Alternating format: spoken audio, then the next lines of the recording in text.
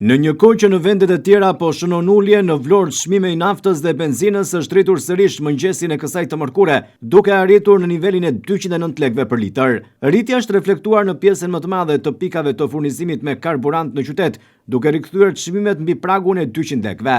Në disa pika tregtimi, sipas vëzhgimit realizuar nga televizioni 6+1 Vlora, këtë të mërkur, nafta kushtonte 209 lekë për litër dhe 198 lekë për litër, ndërsa benzina varionte në 195, 188 dhe 197, teksa rritje ka edhe gazi për automjete, që ka shkuar në 64 lekë për litër. Edhe vetë punojnësit e karburanteve pranojnë se furnizimet nuk kanë ndryshuar në mënyrë të menjëhershme, duke theksuar se rezervat ekzistuese kanë qenë të mjaftueshme. Kjo do të thotë se kemi të bëjmë me një abuzim të madh me çmimet në një kohë kur në të gjitha vendet e tjera çmimi është ulur. Viti 2026 në të gjitha vendet përfshi edhe Vlorën, nisi me çmime të pandryshuara, por shpërtimi i konfliktit në lindjen e mesme në fillim të marsit bëri që ari zit të kërcente në mbi $100 për fuqi, nga më pak se $70 që ishte deri në fund të shkurtit. Por abuzimet në vendin ton nisën më shpejt se sa çmimet e reja të hyjnë në fuqi.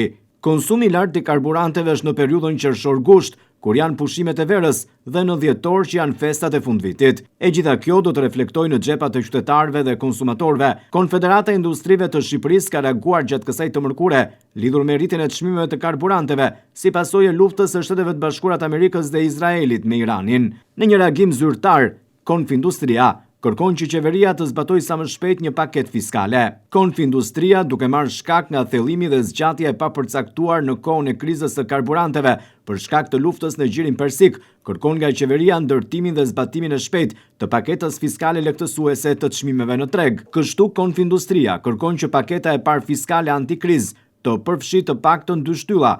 Së pari, gjithë shtesa e të ardhurave nga buxheti i zbatimit të TVSH-s mbi çmimet e rritura të karburanteve, krahatsimisht me kohën e para krizës, të rikthehet drejt për qytetarët dhe bizneset në çmimin fundor.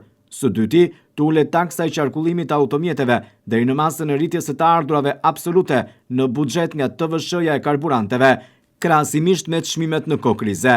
Masa e tretë e domosdoshme shoqëruese e paketës është ndërtimi i mekanizmit institucional për përcaktimin e çmimit tavan të shitjes me pakicë të karburanteve, me qëllim që ulja e peshës fiskale të mos përfundojë vetëm në shtimin e fitimeve për tregtarët oligopol. Çmimet me pakicë në treg kanë kapur kufinte 200 lekë litri dhe kahu është për rritje të mëtejshme, që mund të krijojë pasoja shkatruese për ekonominë, industrinë dhe qytetarët. Shqipëria ka çmimet më të larta të karburanteve në rajon dhe rritja e mëtejshme do të rrezikonte një krizë ekonomike të plotë dhe me pasoja të rënda shumë përmasore, deri në qëndrueshmërinë politike dhe rendin kushtetues të vendit, thot në reagimin e saj Konfindustria shqiptare.